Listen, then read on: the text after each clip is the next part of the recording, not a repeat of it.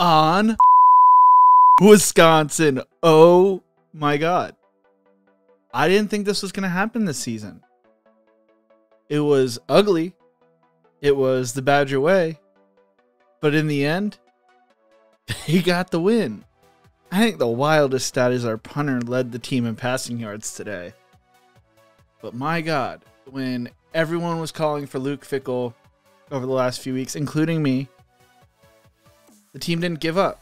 And they kept fighting. And for the first time in a long time, maybe since 2019, to be honest with you, there feels to be hope around this program. And it feels good. This is my unedited rant after a Wisconsin win, something we have never done in channel history. There's been a lot of unedited rants after losses or when I gave up on this team. But I'm back, baby.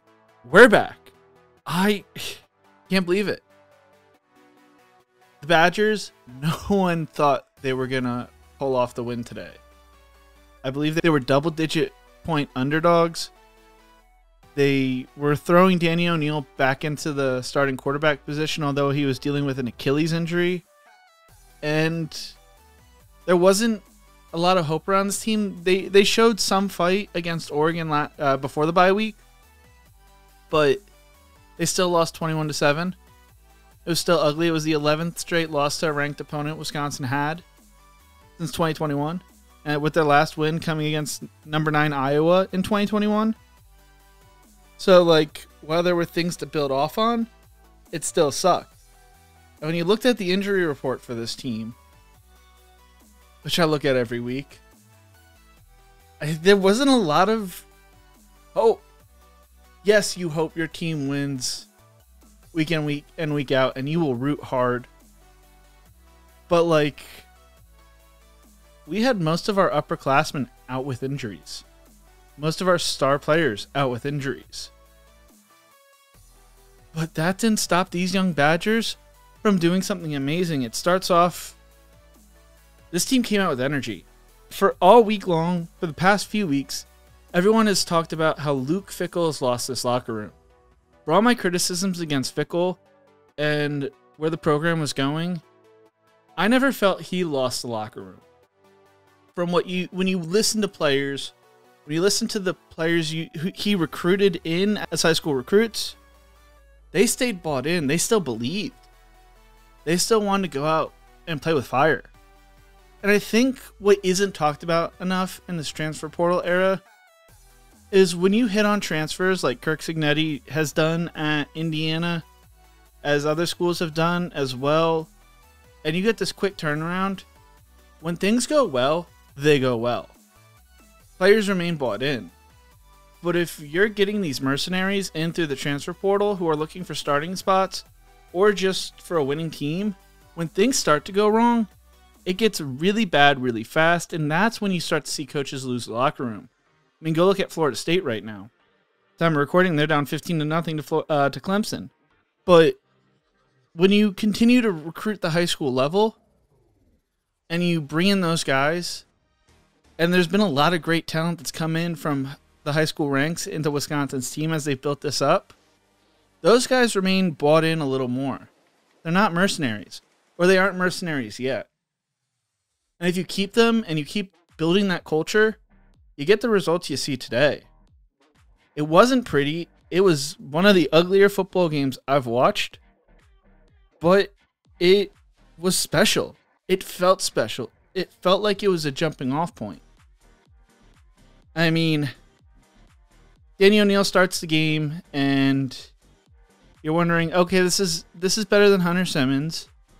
But there were rumors throughout the week that Carter Smith could see some playing time.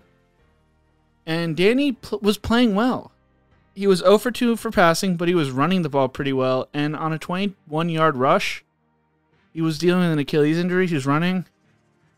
And at the end of the play, he's not getting up, which has become a common theme for Wisconsin quarterbacks over the past few years. And when Danny doesn't get up, you start to wonder, is this going to be the game where we finally get to see Carter Smith? Because there's only 4 games left. He hasn't played any games. He's not going to burn his red shirt if he plays the remainder of the season. Do you give the young buck the opportunity, the young guy from Florida, the guy everyone bought in after he flipped his commitment to Wisconsin after Michigan chose to go with Bryce Underwood? I had the gut feeling that Carter was going to get the spot when Danny went down. As Danny got carted, I pray he's okay. It's a heartbreaking thing. You pray it's not a torn Achilles or a popped Achilles or any of that, and that's just something minor that he could heal up over the offseason, whether he stays with Wisconsin or goes somewhere else. But then there was also the fear of this coaching staff going to the direction of Hunter Simmons, something they've done the past few weeks. And thank God they went with Carter Smith. While Carter Smith's stat line won't pop off the page, 3 for 12 for 8 yards passing. Oh, it was ugly. But 15 rushes for 47 yards and a touchdown. The kid has moxie. The kid has just this different energy that we really haven't seen as Badger fans. He came in, the moment wasn't too big for him. In snowy, rainy, mixed winter conditions, this Florida kid came in and he brought energy to this team. And Gideon Atuka looks like he's going to be the next great running back at Wisconsin. And he is also a true freshman at Wisconsin. So you have your true freshman starting quarterback looking good. Growing pains are expected, but looking good. And you got Atuka, and you think, what if Darian Dupree comes back healthy? And the rest of that running back room. And oh my God, that running back room looks scary if this is what the future looks like. You got to hold on to the guys, but there's hope. When there hasn't been a lot of hope around this program for a very long time, and it's special. I mean, the Badgers go up 3-0. It's their first lead since they took a 7-0 lead against Michigan on October 4th, I believe the day of that game was. And then Washington gets a field goal. The defense is playing with their hair on fire all day. And then, with the way this season has gone, it felt like, okay, this is where things start to go wrong. The Badgers allow a blocked punt on their own 1 yard line. They're like, well, over. Badgers, they showed fight early, but this might be the end. And Washington scores 2 plays later, a touchdown. You go up 10-3. End of the first half was ugly. All of a sudden, you take Carter Smith out and put Hunter Simmons in because Simmons has what many believe is the better arm right now, but I don't think we really gave Carter a true opportunity to show what his arm is because of the weather conditions. And Simmons has a good throw. He has 2 good throws. And then instead of spiking the ball, he decides he's going to try to run a play, and that led to a penalty. And then, so you back the Badgers up there, and then he throws the ball low. There was a controversial hit type of deal on, I believe, Brooks. I think that's who the ball was thrown to. Way after the play, and Atuka comes in to defend his teammate. Atuka gets a personal foul penalty, which then pushes you out of field goal range. So the Badgers just run the clock out to go to halftime. And you're like, well, there's the blown opportunity. This game feels not great. Feels like it might be over. Feels like it's been every other Badger game. And then you get into the second half, and this team just keeps fighting, and they keep pushing. And this defense, with 2 freshman linebackers and Cooper Catalano, who finished with 19 total tackles, 12 solo tackles, and a tackle and a half for a loss, and Mason Posa, who had 11 total tackles, 6 solo tackles, 2.5 sacks, and 2.5 tackles for loss, and a pass deflection. They brought energy. They're both true freshmen for the Badgers too. I mean, these young guys are super exciting when you have Allegro out with injury, when Tackett Curtis isn't playing either because of injury. And you're like, oh my God. You look at the defensive line recruits that are coming in, there's a lot of excitement around them. This defense looks like it's finally turning into what we thought this defense was going to be, and it feels special. And they kept us in the game all day. And then Posa forced a fumble that set the Badgers up on the 6-yard line, which led to Carter Smith scoring his first career touchdown at quarterback to tie the game 10-10. And it was the Badgers' first touchdown in Camp Randall since September 20th. September 20th was the last time they scored a touchdown in Camp Randall. Nearly 2 full months ago. Then you started to believe. As the snow, rainy, wintry mix continued to come, like, this is Badger ball. We had a fake punt earlier in the second half, which went for 24 yards, when our backup punter, Sean West, hit Jackson Aker for 24 yards. And Sean West, our backup punter, finished with the most passing yards in this game with 24. The Badgers had 48 passing yards all day long.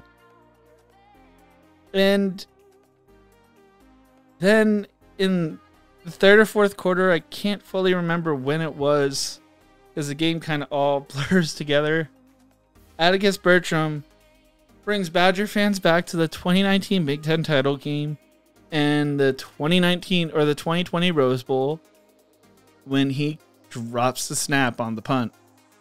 You're like, oh no, it's over. This is where we've seen this story happen before. But he picks it up and he punts the hell out of that thing and puts it right on the 4-yard line. You're like, oh baby, this is our game. This is where we're gonna win. And the defense continues to fight, continues to show some fire. And then the offense nearly fumbles the ball on a bad snap. Vinny Anthony ends up on the ball, and you're like, oh my God. The Badgers survived that one. They're up 13-10 in the fourth quarter. They can't pick up first downs, but they're playing the field position. The defense is still playing lights out. You get a blocked field goal on Washington, and you knew the game was... This was a magical day for the Badgers. And then they come up with the biggest play on fourth down with a minute left. I was sick to my stomach. I was stressed out. Because I was in the stands for the Oregon game last year, when that felt like it was going to be the first signature win for Luke Fickell and the Badgers, and we were going to go bowling. And then we blew it. I was having PTSD to that throughout the end of this Washington game. But this team continued to fight. Badgers won 13-10 in the ugliest of fashion possible. They finished with, I believe, 205 total yards, while Washington had 251 total yards. And we hit about our average in offensive scoring at 13 points. We're averaging 12.5 points per game. But we won. And we're still alive for a bowl game. Yeah, you go against number 2 Indiana next week in Bloomington. But now you have something to tip your cap on. Okay, if we fight, if we push, we continue to play at a high level, we could beat anybody and play against anybody in the country. We just eliminated Washington from the college football playoffs. This wasn't just some team. This was a team competing for the college football playoffs. And the Badgers won it. Stormed the field. Hope back in Madison. When everybody was talking about fire Luke Fickell, and Chris McIntosh comes out this week and says, nope, Fickell's coming back in 2026. We believe in Fickell. We're going to invest more into the football program. They feel vindicated. And I said fire Fickell earlier this year, but you fire Fickell, this win doesn't happen. The Badgers still have a lot to play for. They win the next 4 games, or they win their next 3 games against Indiana, Illinois, and Minnesota, they're going bowling. Their season's not over. And what are we talking about if the Badgers finish 6-6 and make a bowl game? All of a sudden, after playing this brutal schedule when all hope looked lost, the narrative begins to change. Now, I'm not saying that's going to happen, but if you could get to 5 wins on the season, you lose to Indiana next week, you beat Illinois and Minnesota, I feel like, as a Badger fan, I'm sitting pretty confident with the young players who are getting experience right now. With the roster that's being built up, not through the transfer portal, but through the classical ways of high school recruiting, developing guys, something Fickle is known for. And I think you have your quarterback of the future in Carter Smith. I know it was ugly, but the kid's got the moxie, and I think he's got the talent from what I watched him do at the high school level. And if you develop him over these 4 games, keep him healthy, I think you got to solve the right tackle position. That was brutal today. If you keep him healthy, you got your starting quarterback for next season as a redshirt freshman. Full road ahead. Yeah, you open up against Notre Dame at Lambeau, but Carter Smith will have played against number 23 Washington, number 2 Indiana, and finished out against Illinois and Minnesota. That's some important starting experience going into next year. And he's only going to get better and better and better as the weeks go on. I mean, look at Grunkenmeyer over at Penn State. How much better he looked today compared to what he looked like 2 weeks ago, or even last week against Ohio State. There will be some growing pains. It will be painful from time to time. The hope's back in Madison. If we continue to invest, if we continue to develop, and we retain this roster, I think we're in for a special season next year. Maybe I'm being blinded by our first upset win, ranked wins since 2021. But this is what we thought was going to happen when Fickle got hired. And I think the craziest thing is, you do this with all these young players. You do this when the fan base spent all week talking shit and just giving up on it. And you do it when Luke Fickle doesn't wear the team vest and instead wears a hoodie. I hope we don't see that vest ever again. Keep that thing away. I'm a superstitious guy. I got a freaking mustache right now. I ain't shaving this thing until the Badgers lose a football game going forward, or until the end of November. If they lose a game in November, then I'll shave it off at the end of November. But I'm not shaving it if we go on to make a bowl game. I'm keeping this thing all the way till next season. Hope's back. Excitement's back. I hope we fill out Camp Randall at the next opportunity when we can, because I think we got some young players, some talented players that are going to make Badger fans really excited. And I'm so happy to be making this video finally, talking about, okay, we have our first signature win under the Fickle era. It's year 3, yes, but this could be that turning point. This could be the point where we look back in 5 years and say, could you believe we were going to fire Fickle? I don't know. Badger fans, what do you think? How do you feel about this Wisconsin win? How do you feel about the future of the Badger program?